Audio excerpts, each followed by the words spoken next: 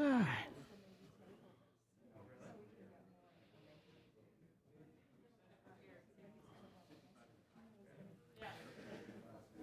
All right, let's get started here.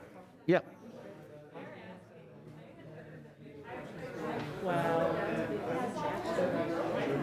Yes, yes. I talked to details real quick, okay? Fine, and then, just read, Rory and Sullivan had asked you to read this part Okay. before the meeting, so if they are outside, they would be able to know where they can stream it. Okay. Although if they want to fill out a speaker card, They also said that they would, that maybe like during the work session that we have somebody out there that once we get to 55 people in here, that there is people are able to sign up out there too. Okay, and then and then we'll bring the cards in here and do what we need to do. Okay. Sure.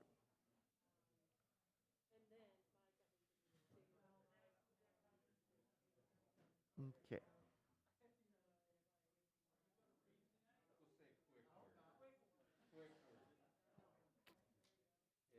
Are we ready to get started? 6 o'clock. Is Mr.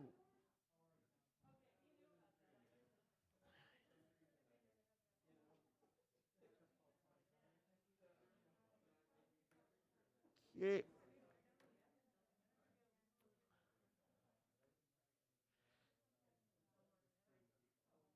Okay, folks, can we get started here on the work session? Yeah, I think we're better. And Mr. White's here. Yeah, he's out in the corner. Okay. Okay. All right, folks. Tonight we will begin with a budget work session. The intent and purpose of this is to review the 2021 recommended budget for St. Charles County. We also have, during this hour prior to our meeting, a transportation improvement presentation. So we'd like to get started right away. And Council meeting. Joanne, would you ready? like? Yes. All right. Meeting. I Council think meeting. the first thing the council asked for was Mr. Brazel's request about a review of how the police salaries were looked at, and Samantha's ready to present that. Do you want me to get him so he doesn't miss that? Well, can we go someplace else first and then come back? Sure. Christine, you want to start then?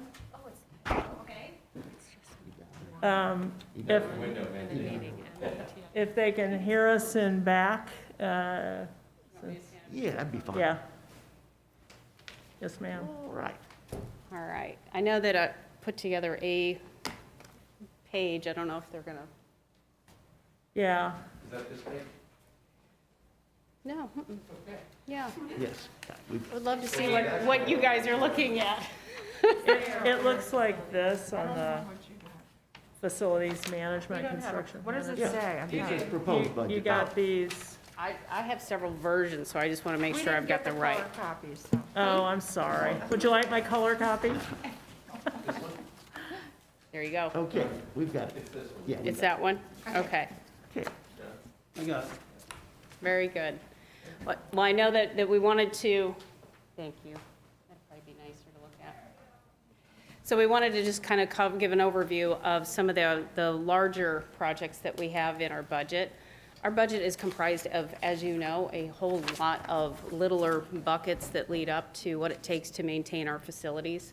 But by and large, we've got three kind of larger efforts that always happen. HVAC replacements, roofing replacements, and then we've also got Justice Center upkeep stuff. So touching on our HVAC replacement and repairs, overall, our $1.7 million budget for HVAC replacements, the bulk of it actually is this building that we're standing in. So our historic building here has a boiler that is, we think, 50 years old, could be older. Nobody has a date plate on it. It's gone. So we know the Missouri inspector doesn't want to see it again when he comes in 2 years. So we want to work on getting that project done. That's a complete HVAC replacement. That's not just heat, that's cooling, AC, everything. So that is $1 million. We did have this project engineered it was actually engineered prior to me coming here. But we were continuing to go through that evaluation 3 years ago. So we feel fairly confident the number that we have from the engineering firm that gave us various options is right in the ballpark of what it's going to take. But we need to revisit what it takes to get this work done. $1 million is a large value, but it's what's necessary to completely replace the systems that are in this building. The administrative building is another one. So our administrative and courthouse buildings, those two buildings were constructed at the same time over 20 years ago. And we have not replaced any of the mechanical systems in those buildings. It's actually nearing to 30 years old. They were built in 1993, 94 era. So as we're going to be done with the project, it's going to take us a couple of years to get this effort done. So we're going to be over 25 years as far as an age of a system. We're at that point where we really do need to replace the mechanical systems. $500,000 is not actually going to cover the entire building replacement. That is going to get us started, a good chunk of it, about halfway through that project. Given that it's 5 floors, we're going to get it engineered, and we're going to get a couple of floors, if not 3 floors, in process next year. So that's where the $500,000, and if you see the 5-year budget, you'll see that there's a carryover into the next year of 2022 as well. Those are the 2 larger efforts on our HVAC. Comes to our roofing exterior repairs, we have $893,000 kind of budgeted for the overall. I've got 3 major roof replacements that are larger dollar value roof replacements, but I do have a total of 5 roof replacements for next year. The 3 larger ones, we were going to replace about a third of the Justice Center roofing. That was replaced several years. A portion of it was replaced. If you actually go into Google Maps, you can tell what's the newer and what's the older. But we're going to take a chunk of that and replace the roofing in that front section of the building. But we also have to address the skylights within that. The skylights had never been replaced on the newer section, so we do need to try to evaluate what skylights we need to standardize on so that we can go back in subsequent years to replace those skylights that weren't done. Health building, that's another one. We all know the renovations that we're making right now to the health building, and quite honestly, every time it rains, we're fighting a roof leak. So we keep patching, but next year we do need to replace that. We have had all of our roofing, our buildings evaluated as far as the condition of the roof. So we trust Joe Melle from Central States Roofing Consultants. He's provided us a timeline of how long he believes that the roof is going to last. We are right in that sweet spot of where he felt that the health building needed to have a replacement on that roof. So that's going to be my priority project because we have incurred some leaks recently. We want to be able to address that as soon as we can in spring. And the last one is pet adoption. That, again, it's not the full roof replacement because we do have a newer section of that building when we expanded that. But the balance of the original section of the roof, it does need to be replaced. Again, we're in that sweet spot of getting it replaced prior to getting a bunch of leaks or incur damage. We don't want to incur that. So we do have these 3 larger efforts that are part of our roofing projects for next year. Lastly, we do have our Justice Center upkeep project of $1.2 million. This one here is a chiller replacement and also a year-round cooling effort that we have in our corrections environment. That is something that we started this year due to COVID and some of the resource constraints that we've had. We've had a tough time getting that one off the ground, but we do have the vendor selected. Everything's on order. It's just the implementation of that is going to really take place next year. And the year-round cooling, which is something we've never had, is something that we can then tie that in so that throughout the year we can go ahead and keep the jail cool, because in December, January, we do get some warm days and it gets a hot spot in that building, so that becomes problematic.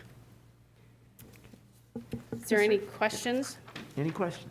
Mr. Chairman, I might mention Yes. that you heard Christine reference Mr. Melle, who's a consultant to the county on contract to facilities, and actually, back, I guess, in 2013, this was something Mr. Brazel had sort of educated me about, that there are certified roof observers who, they don't sell roofs. This man, his company doesn't sell any roofing.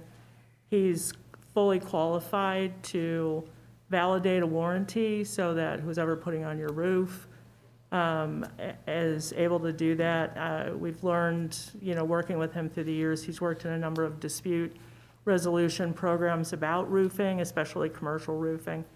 And so he has a standing contract with us to regularly inspect the roofs of the various buildings and advise us whether, when we have a problem, whether it's a total failure and it's something we should look at replacing now, do we have a few years, can we do a patch, that type of thing. And it's been worth its weight in gold. Absolutely. So, sounds good. Yes.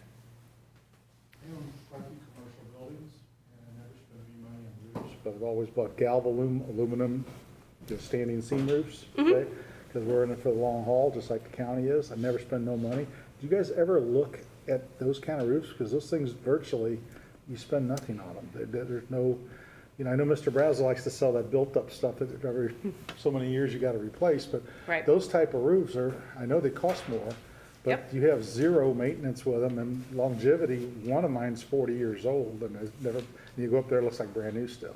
Did Right. you ever look at any of those? Or are they just not practically feasible for county? Some of the buildings that we have, that would not be a practical solution for it. Our administrative building or courthouse building, those are flat roofs. And they're not designed for that type of a roofing structure. We do have on the front entrance of our police department, it's more of an architectural view, but it is a metal seam roofing material. We've considered it out at our firing range at the training center because of the little bit more extreme weather that they do get out there. But the cost offset has been a challenge. There's a large shopping center next to my businesses in downtown O'Fallon. And that guy, every 4 or 5 years, is putting a lot of money in roof stuff like that. He had the flat built-up type roofs, okay? And finally, he always looked at mine, and I never put a penny on them, never even went on them. And he just literally, it's flat roof, but they actually build a steel structure, a little bit of pitch, and they put that flat roof on top of it. I know it costs a lot more, but probably a lot less work for your staff and a lot less long-term costs. So just a suggestion, I don't know if you Yep. ever looked at that or not, okay? Thank you, we certainly appreciate it. Absolutely. Okay, next up is, Samantha, we're gonna talk about the police compensation analysis here. And Mr. Chairman, before she starts, let me just, since we have a few members on the council who weren't here when this happened, but I'm sure you'll remember in 11 and 12, the council asked that there be a full study of employee salaries, and the county hired a company called Evergreen. As a result of that, we implemented, in fact, I think it was the last budget that Chuck Rose did, that study was implemented in 2 phases. And so it was in the 13 budget, which you passed in December of 12. And then the second half of it, we followed through on the rules to complete that in the 14 budget. But as part of that, the council asked that the employees be divided up into groups. Mr. White probably remembers this, Mr. Brazel. And that we study a group of these people every year so that we weren't caught up behind. So Sam has the employees divided by the type of work that they do, I believe it is, and studies approximately a third of the employee group every 3 years. So one group gets studied, next group. But there are also special studies that she does if a department's raised that people are behind market. So she's gonna walk you through kind of what they do when they do those studies. And then Mr. Brazel asked us this afternoon if we could just get a rundown of all the police salaries for the sergeants, lieutenants, pardon me, and captains. And we have that for you tonight too. All right, so like Joanne said, I know you had some questions regarding the positions in PD. So I thought I'd walk you through how we chose to analyze. And you asked in particular for officers, sergeants, lieutenants, and captains. And then ultimately what our recommendations were based off of our analysis. Okay, so as Joanne said, we did put these into a 3-year cycle. Last year I explained how the county conducts our compensation studies. We use a system called pay factors, and we also benchmark some positions. So when we do benchmarking, we reach out to municipalities around us. We ask them for their job descriptions and their pay ranges.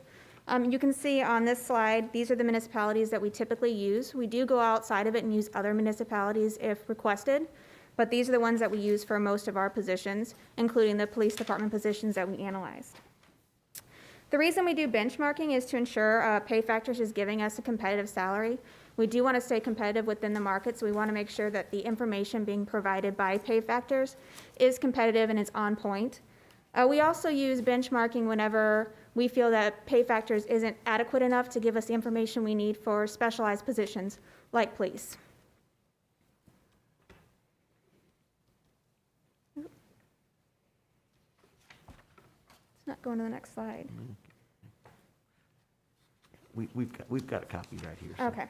Oh, there it goes. All right. So when we ask for our job descriptions from them, like I said, we ask for their pay ranges and their job descriptions. And then what we really look at is their key tasks and responsibilities in those job descriptions. We look at their supervisory level, their experience level, and the education and certifications. And the reason we do that is to ensure that our job descriptions match up with their job descriptions, so we know that we're actually analyzing something that's apples to apples. All right, and while we're doing this, we try to keep two things in mind. These are things that I talked to you about last year, and they're crucial for whenever we're analyzing. And the first is that we want to make sure that we stay competitive. Like I said, we check out Pay Factors and make sure it stays competitive. We want to make sure our jobs are competitive, so we do that benchmarking. So that's a primary focus. Another focus is to ensure that we're not doing any sort of compression. As we know from years past, when we have compression taking place, it can result in a huge financial impact. So we want to keep that in mind when we're doing these analyses as well. All right, so for the fiscal year 2020, which was our first of our new 3-year cycle, we used the compa ratio of plus or minus 15%. And if you remember, plus or minus 15% is at 85% to 115%.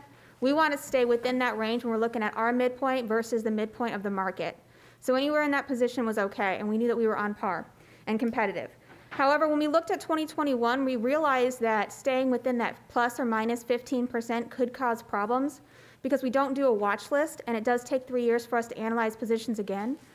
So we had a lot more positions in 2021 that were going to be impacted versus what happened in 2020. As a result of this, we changed our compa ratio slightly, and instead of doing that plus or minus 15%, we now try to get as close to the midpoint as possible, so as close to 100% without going as we possibly can.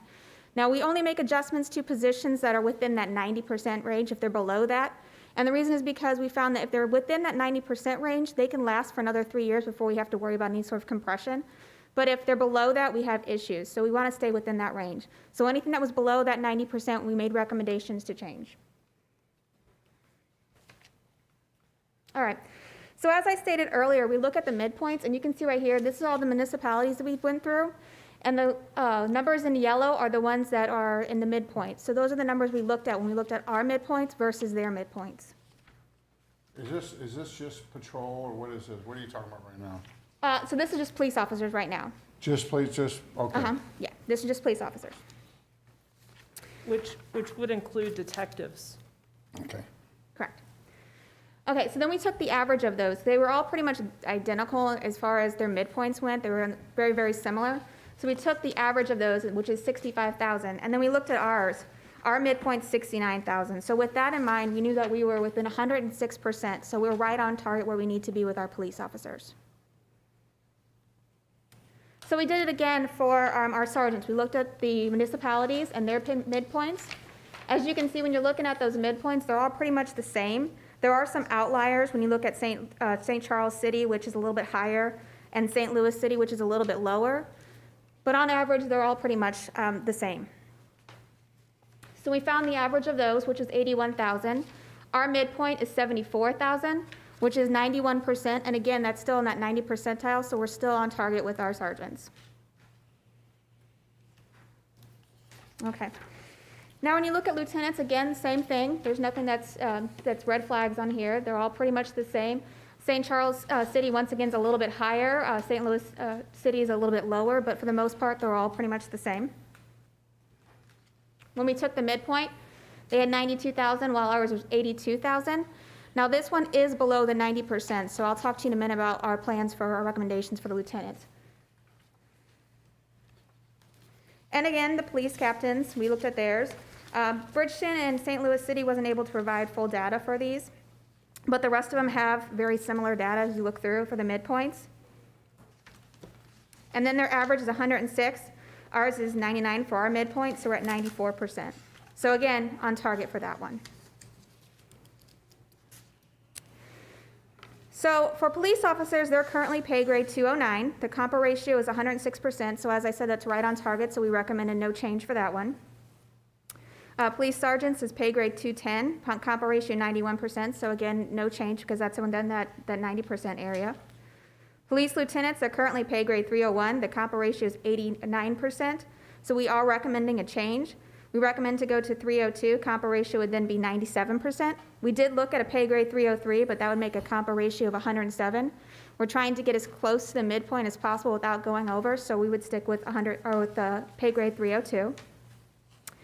And then with police captains, they're currently at pay grade 303. The compa ratio is 94%, so again, we would recommend no change on those. When you make the, on the lieutenants, when you make, move them up to 303, is that correct? 302. How many of the lieutenants are going to make more than the captains? So I think that kind of goes along with what you asked for your pay, so I'll show you through that.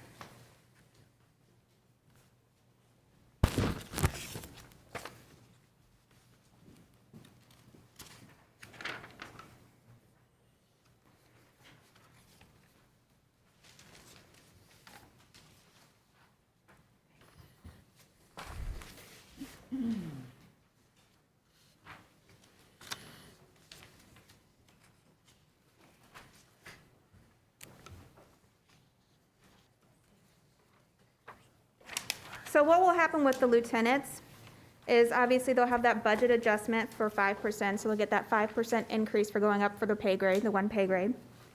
And then they'll get that proposed 1% grid movement, and then they'll get that 3% merit raise. But then again, so will the other captains. They'll get that 1% and then the 3%, so they'll get that as well.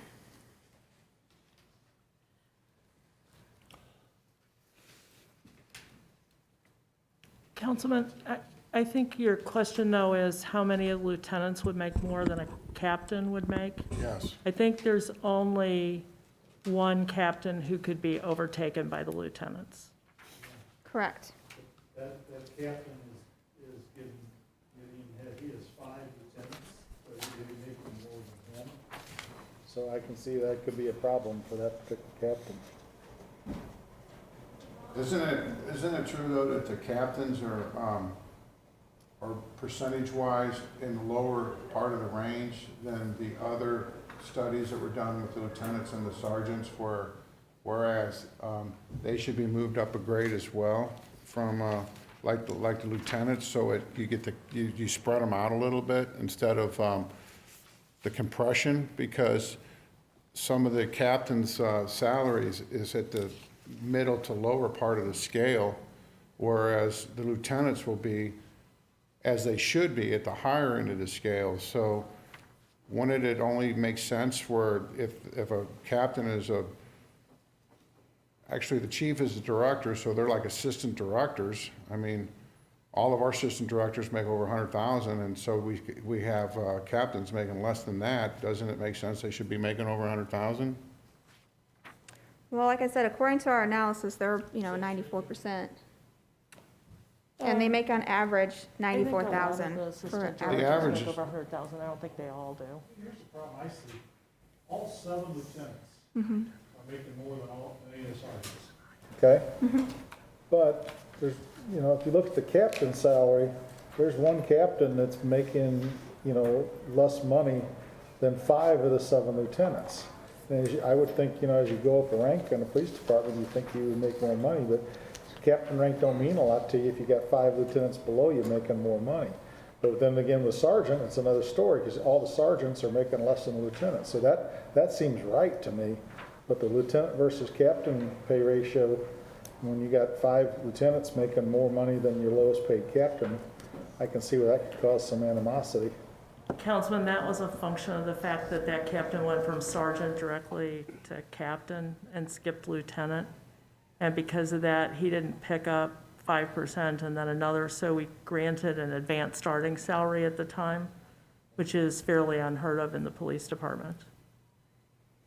But that's factual, I mean, historically, that's how it happened.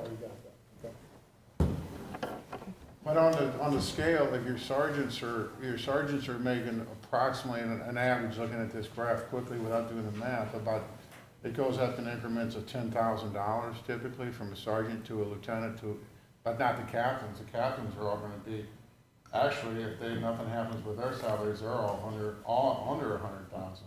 They're gonna be in the same range as the lieutenants in the 90s. With the proposed merit increase, 3 of the 4 captains will be at 100 or above. How much is that, 2%? Or No, it's a 1% movement of the grid, and then it's a 3% merit increase, so it's a total of 4%. Sam, do you want to show them that? So, Councilman, this is just my chicken scratching, so I apologize, it's not fancy and uncolored paper and everything, but Is the chief here for questions on these kind of things, or since he's a director, can I ask him questions as we always do? sure, but I didn't know if you wanted to see how that, so that's I just randomly picked one of the captains. Is that not shown? They're exempt, so they don't earn any overtime, not even straight overtime. And so 96, 531.59 as the annual salary. The 1% grid movement adds just under $1,000 to make it 97,496, and then we apply the merit raise. So it ends up being the equivalent of 4.03%. Ends up being 100,421.81.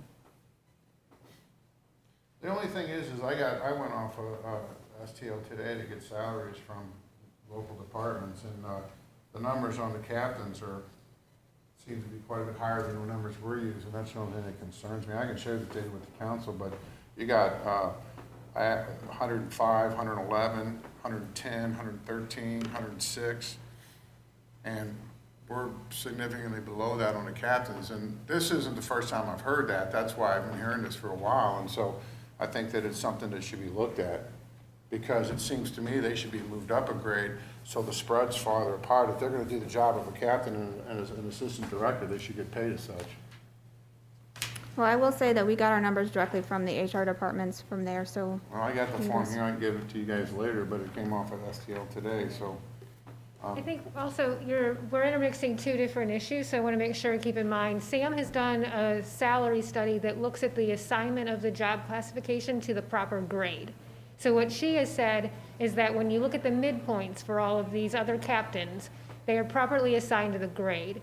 You're asking questions about where are they within the range of that pay grade, and those are really 2 separate issues. Well, there may be separate issues, but the question at hand here is how much are our captains making in reference to what other captains that we're making? Because we could get police officers that leave after we spend all this money training them and they're familiar with the job, so. It's a very similar conversation that we had with Councilman Cronin and Councilman Hammond earlier this year on the highway workers. When we have positions that take a considerable period of time, which could be 10+ years, to move from the start of the range to the midpoint of the range, let alone from the start of the range to the top of the range, that's that issue of the long-term compression. I understand that, Jennifer, but if you moved them up a grade, they would relatively move the same. If one captain is significantly below than the others, if you still moved them up one grade, they would relatively move equally. Sure, so that'd be a one-time fix. And you'd move them up a grade and then be stuck in that same problem of not moving through the range a couple of years from now. You're getting them up higher, though. You're getting them up higher where they need to be. I mean, that's the whole point. No, I think it's still, what we always want to assign on our pay range, and it's similar from where we started with that Evergreen study, you assign them to the appropriate range based on midpoint. We do have an issue that we've spoken with all of you about how do we move people through a range timely. And you all have been asking us for a process for how do you know when you're going to get to the top of the range. Captains are one of them. And looking at it, we've had this discussion. They are not at the top of the range for the years of service that they've had that you might expect. But I'll tell you, we have that same thing in other paid jobs and other jobs outside the police department as well. So we're going to come to you next year with a policy and a recommendation for how we can start tackling that issue of moving people through a range. As I've warned, I know Councilman Cronin in our conversation, it's going to cost money. It's going to cost a lot of money, but it is a step post-Evergreen study that we need to take. And we know Well, we have that problem across the board. That's fine, but I'm gonna make a motion, not tonight, but I'm gonna provide information to the council that I have, and then we can have further conversations, but I think they should move up a grade. If you don't see it that way, that's fine, but when you see where they're paid in reference to everybody else, it makes sense, and we've done this before. If we see a total discrepancy, we do take action. That's our job when we review the budget. And when you get consistent complaints that we have for several years, we've heard the captains weren't being paid to what they need to be paid, then it's our job to take action. So that's where I'm at on it. I'll show you guys what I have, and then we can all make an educated decision. Mr. Chairman? Yes. Yeah, I mean, if we can see what Mr. Brazel has, that'd be good. And I'm sure on all these, you can look and you can find half the people paying more than we do. But there's also half that are paying less. So, I mean, you can make an argument we ought to pay more, but just because you can find half, you obviously found a lot of people that are paying more, and that's fine.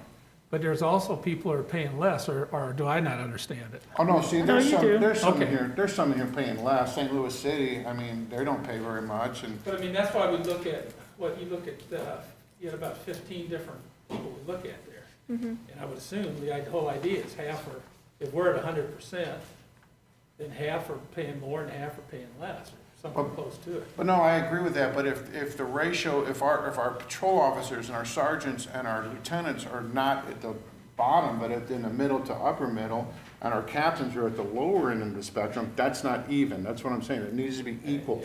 But I think Councilman, you can always make an argument, and I think they're all paid, none of them are paid enough, given what they have to do. It's just a question of how. Well, especially right now. I mean, all the nonsense going on. I mean, you gotta, I don't know. that could go Councilman, a can lot. I just point out, though, I think what Samantha's explaining is that when you look at their classification, the classification may be correct. But what I think you're trying to point out, not to put word in your mouth, is that, for instance, we have a captain who's got 40 years with the county police department, formerly sheriff's department. He's at the midpoint, and that's what Jennifer's talking about, is in the range of 303, they're in the midpoint instead of between the midpoint and the upper range. And that may be what you're trying to get at as well, is that they're compressed in that middle instead of, because how much longer does it take a captain to get excellent at his job if he's Well, got 40 years in the PD? that's exactly what I'm saying, but if you're a lieutenant, why in God's green acres would you want to be a captain if you're making only $1,000 more, and you're taking on all this more responsibility, and you have more obligations, you're working probably harder and longer hours? Why would anybody do that? I mean, they'd be comfortable just being a lieutenant or a sergeant because we're not paying our captains enough. That's all I'm saying. I think it's fair to look at. It's not, that's all. I'm just saying we need to look at the information, and we can sit around and wait around for studies all day long and waste money on studies when we got the information right in front of us, right? And we can see what they're making, what everybody else is making. So that's all I'm saying is we got to look at what the captains are making, what they're making across the board, and pay them what they need to be paid. Simple as that. And if you guys don't agree with me, that's fine, but at least I'll put forth the information and you go from there. Thank you. Approximately, what would you think this pay grade change would do to the lieutenant's salary that you had in this sheet? Is it $5,000, $6,000 more? Yeah, I mean, it's an additional 5% to each. So $5,000 or $6,000. And then that got a question for the chief here. Chief, is this gonna cause you heartburn, having your lieutenants getting paid your pay structure very close to a captain's, in some instances more than a captain's? Is that gonna problematic for you? The problem, and I'll kind of give you the big picture for me, was the taking care of the pay compression between sergeants and lieutenants is great. Because there wasn't a lot of financial incentive for a sergeant to want to be a lieutenant. This corrects that, because sergeants can have a lot of potential overtime on it. The problem now is there is compression just in what they're really making, not the midpoint. I get the midpoint, but lieutenants can earn straight time overtime, and the captains can't. So there is still that concern, what was just mentioned about a financial incentive to become a captain. And I think the study's accurate. I think that the captain's range is competitive. I think it's where they're actually at. I think you gotta look at where they're at, and this is what I hear, about every day, not just from the captains, but from all the ranks, and I think a lot of this corrective action really, really does help. But I think when it comes to the captains, you gotta look at what the captains are making, where they're at in the range, not the range itself, but where they fall in the range, and how they are compressed up against some of the lieutenants. And I think time and grade's gotta count for something. I think seniority, education, all that's gotta count, and you calculate all that. Maybe they need to be moved up in the range, where that's at, I don't know, but there certainly is some lieutenants making more than captains. If I was a lieutenant for you, okay, and I was getting overtime for over 40 hours, and I knew all the captains were not getting overtime, and they might be working 45, 50, 60 hours, and you said, I want you to be a captain, and I said, no, you keep me to be a lieutenant, sir. You know what I mean? That's the problem I see you having, okay? So Chief, you're saying, I want to make sure I understand this, I didn't know that. So a lieutenant goes up one pay grade, and it's going to make a couple $1,000s less than a captain. But then when they do overtime, they get paid for that, so they most certainly will make more than the captains. That's what you said? The potential's there, sure.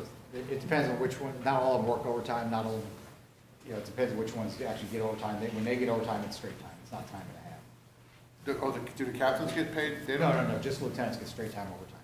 The captains don't get paid anything, do they? No. I mean, just paid the salary, right? Correct. Right. Okay, well, that adds even more information, and okay. Now, your sheet does show the lieutenants who actually have gotten overtime, and there's only been one at $395. Right. What's that? That sheet that you received, it does show the overtime on there Okay. for lieutenants. All right. Any other questions for Smith? Okay, moving on. Is there anything else on the budget that we have prepared? Or should we go to the transportation improvement? I was going to suggest Okay. to plan unless the council has other questions. No, I think that's, I think we're in a good spot for that. Okay, so next on the agenda is the Transportation Improvement Program presentation. And who will be doing that? Oh, there you go. All right. Amanda, how are you? I'm good, how are you? Just fine. All right, it's up, yay. All right, good evening, councilmen and councilwoman. It's good to be back. I haven't been here in a while. All right, so this year's transportation improvement plan for 2021 to 2023. Our vision statement is to provide the roadway improvements that make it easier for citizens to travel throughout the county efficiently and safely, completing all trips. The mission is to effectively and efficiently utilize the sales tax to improve and enhance the system throughout the county. So, whoops. Priorities are new arterial roads and improvements to existing arterials, congestion mitigation and safety on non-arterial and arterial roads, and economic development enhancement projects.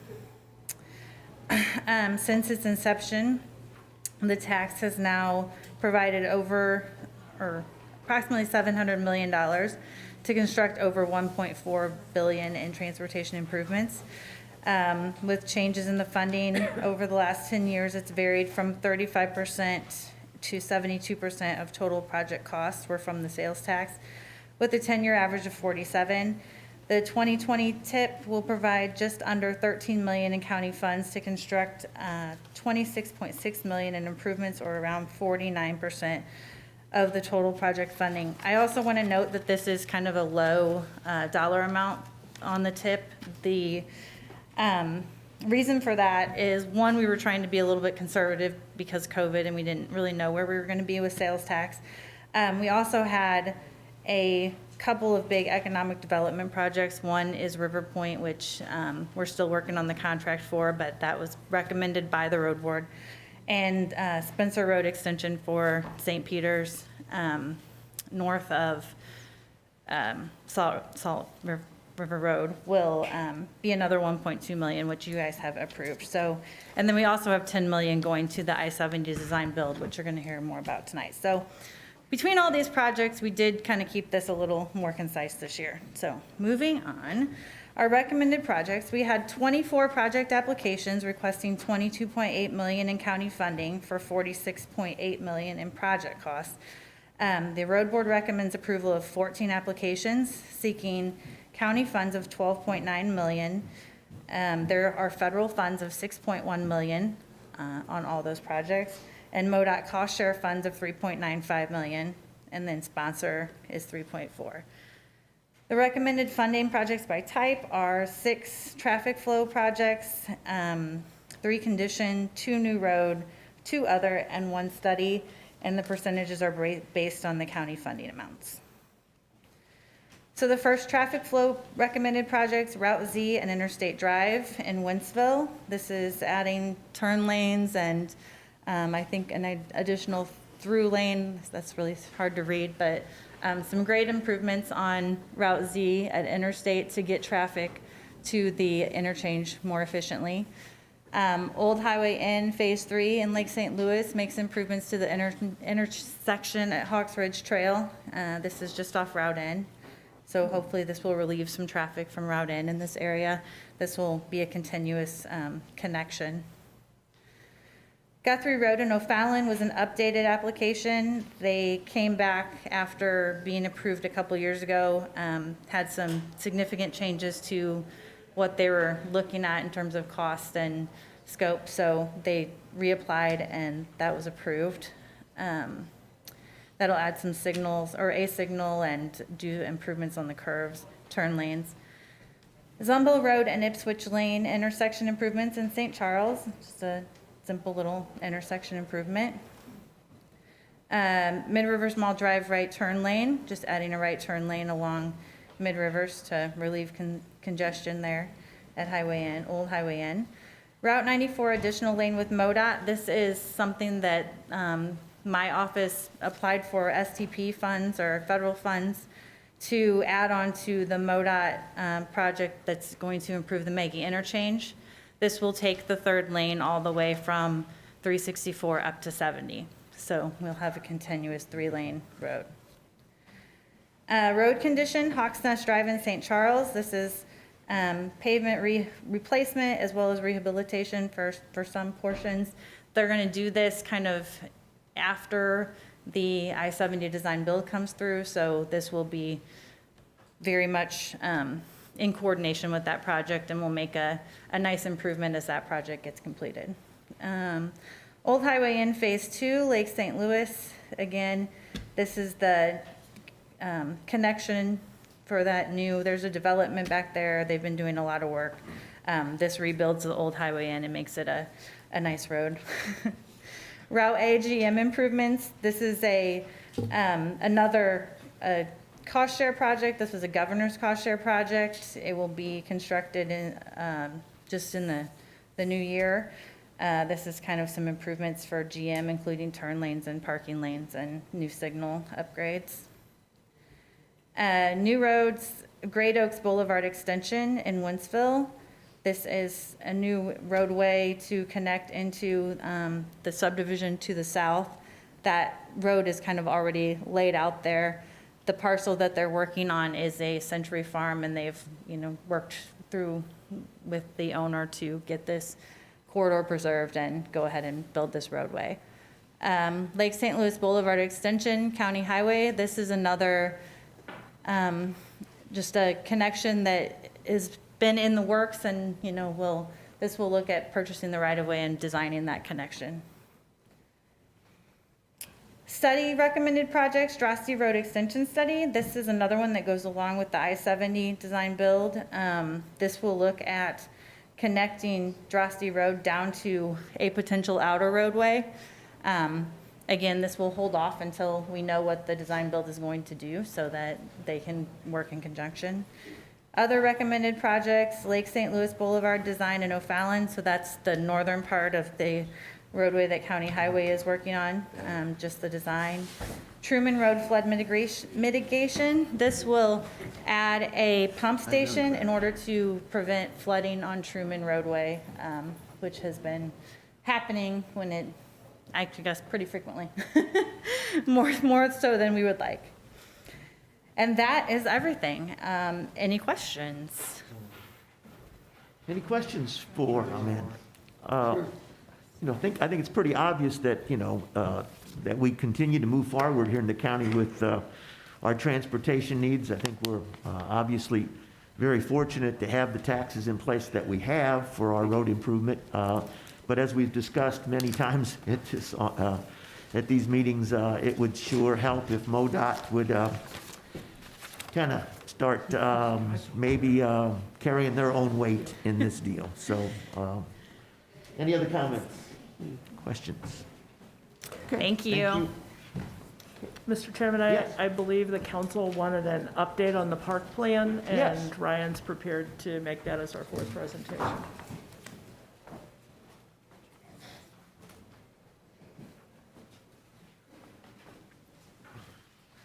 Good evening. Hello, Ryan. How you doing? As requested, we put together a presentation on large capital improvements that we expect to have before you here in 2021. We've selected 6 major projects to discuss with you tonight. These 2021 project park developments center around planned development at the park at New Melle Lakes, the Youth Activity Park, Riverside Landing, Indian Camp Creek, Quail Ridge Park, and Matson Hill Park. Go to the next slide. There we go. You can see here we've budgeted out. We put a range that we expect that these projects to come under. We are under design on a lot of these projects. So we feel that this is a good representation of where we think ultimately some of these projects will fall when we come to you for approval. Going on to the next slide. Do I get to do that? Nope, okay. The first park development is the first development phase at the park at New Melle Lakes. You may recall in 2018, we opened up the park. At that time, we opened up probably about 1/3 of the available acreage that was out there, which basically consisted of the former New Melle Lakes golf course. Our new development will push us toward complete park. Won't complete the park entirely, but will give us that first phase. The first phase, we kind of are looking at it as kind of 2 different parks. We have the north side of Forestdale Road and the south side of Forestdale Road. The south side with the 25-acre lake is what we're kind of classifying as a more active recreation. The north side, we're looking at putting in some additional camping amenities out there. Some RV spots, which we do not have currently in our park system. Some yurt camping, which is a really, really nice, more permanent tent. And then some additional tent camping, as well as a park maintenance facility out there. It's a 409-acre park, which has the most mowing in our system. So we definitely need a dedicated maintenance crew out there. So that maintenance facility will be out there on that north side. If we go to the next slide. The south side, which is where the 25-acre lake and the former golf course is, we're looking at addressing 2 of the main things that we hear feedback when it comes to this park, that they need a closer parking lot to the kayak launch, and they really want a playground out there. So right now, if you want to launch your kayak, you have to park in the lot on the top of the hill and drag your kayak all the way down that hill. It's not a good thing. So the first phase here will add a kayak launch area and a parking that would be closer to the lake. As well as a all-inclusive large destination playground that we're calling a nature play area that'll be tucked into the trees there and overlooking the lake. So those are 2 things on that south side that we think will bring a lot more people out to the park. And then future development will expand the roadway on into the park, eventually getting into the Sundust Park Preserve and further development out there at New Melle. Yeah. When we bought that land, there was a part of that we thought that would be worth something commercially down the road. You might remember that? That's up front, that's on, Yeah. they're looking at Avenue, you're looking at stuff on. Forestdale and Z. The commercial up on Z, yeah. Possibly We'll just- getting some money for that to pay for the $6 to $7 million you're looking at? You think? Potentially. Okay. All right, keep on. The second major development that we're looking for is in 2021 is a redesign and revamping of the Youth Activity Park. Youth Activity Park opened in 2005, and since that time hasn't had a lot of new amenities to it. This past year, we added the pump track, which has been very, very popular. Our goal in this redesign is to bring more families out. The skaters loved coming out there, but we want to try to bring an appeal to a broader range of population here. So our goal is to appeal to a larger group and then make the park a 12-month park that's open, has some opening on bad weather and colder months. So part of this development will include bringing an indoor space. Right now we have no indoor space that can really function as a skate park or any other use. So this indoor space, we're looking at putting in a parkour, Ninja Warrior type course in addition to potentially an indoor skate park type amenity. Moving the concession stand out to this building that would service the additional developments, including a large expanded playground, a water play area, and a new feature that I will save until I get to the slide. So the new destination playground, once again, will be an all-inclusive destination playground, climbing apparatus, nets, slides, swings, musical capabilities, all sorts of fun things on that. The youth activity park, we're also looking at putting in a splash pad feature. It's been immensely popular at the Veterans Tribute Park to the point that with the amount of houses that are in this area, we know that it would be a very popular feature to this new park. So we're currently planning on that design as well. And then one of the new things that we're looking at proposing is a big wheel racetrack. So they make adult big wheel tracks, and this is something that is going to be unique to our area. Basically, it'll allow people to rent basically the kids' toys, an adult version of the kids' toys big wheels, have races rented out for birthday parties, all sorts of fun things. And then when it's not used for big wheel racetracks, we're looking at potentially developing it and allowing RC cars to use it as well. So multi-use feature there at the Youth Activity Park. Third thing that we'd like to talk with you about is the development of Riverside Landing. It's actually on your agenda tonight for consideration. In 2018, we opened this park as well. At that time, it's a gravel parking lot and a boat launch area. We wanted to try to do something a little bit differently. We have a gravel parking lot and a boat launch at Hideaway Harbor. We wanted to try to do something a little bit different out here. So we went into design and have come up with a plan to bring in some RV camping spots out there on the river, improved shoreline access that will allow greater fishing opportunities and ADA accessibility, expanded and improved boat and trailer, truck and trailer parking area, a new boat ramp, and then a kayak launch area that'll allow for the Darden to become a greenway recreational type river. People can canoe and kayak up and down the Darden. And then, so that is Riverside. It's on your agenda tonight for consideration. We're hoping to get a jump on that here as water levels remain a little bit low and get going on it. So. Additionally, one of the projects we have planned for Indian Camp Creek is a replacement of an existing playground at the Signature Shelter. It's a wooden playground that was built at the time of the park opening.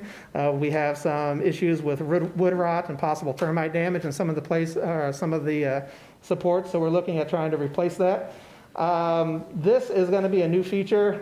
If you recall, out there at Indian Camp Creek, we have a water play area right now with a overhead windmill. It dumps water out, goes into the lake.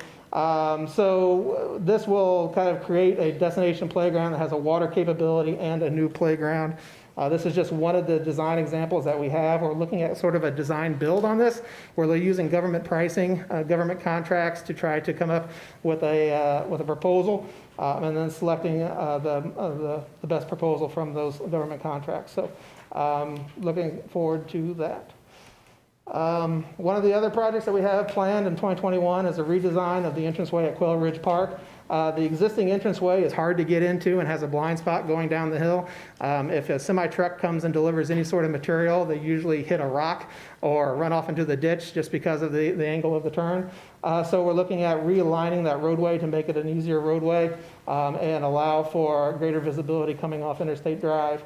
Additionally, depending on how Indian Camp Creek and that design project goes for the playground, we may be looking at putting in an improvement to a playground down at the group camping area, or the group shelter area, which has a hard time getting replacement parts because it's an old one. Final project that we have planned in 2021 is Matson Hill Park. This is 2 projects that we have kind of outlined in here. The first would be for the construction of a restroom, shelter, and utility area to support the new parking area and the historic house down in the park. And the second phase would be to look at creating a greenway trail connection from the Katy Trail to get us into Matson Hill Park. So this is just a potential alignment that we have for that trail. You'll see in the price range that we provide to you that Matson Hill Park has probably the widest range there. That's because we have a lot of unknowns in the design of the greenway. We'll be applying for some grants and some things that help us pay for that. On the low end, we're talking the restroom and those sorts, and that amenity, and on the high end, we're talking the trail connection and the greenway coming into the park. So, and then that's When will the road be done there? You guys started the road. the road is done. The road is done? Yeah. Is it open? and functioning? It'll be open this weekend, actually. Okay, It's part of the winter hours at the Boone Home. We'll start opening. So and then this is an example of the elevation of the restroom, shelter, and water area designed to mimic a 19th century barn. So that is my quick presentation. I feel like the Micro Machine Man. You certainly do that. You know, first of all, I'd like to, again, just commend you. If there's anything that gets more compliments in St. Charles County government than our parks, I don't know about it. From outsiders, from people in the county, I think we're very, very proud of the system, and obviously, I think we're very fortunate to be able to make the improvements that we're making. I appreciate that. Thank you. Okay, thank you. I believe we'll take a bit of a 5-minute recess here, and we will begin our regular meeting at 7 o'clock here. Okay, so I'm going to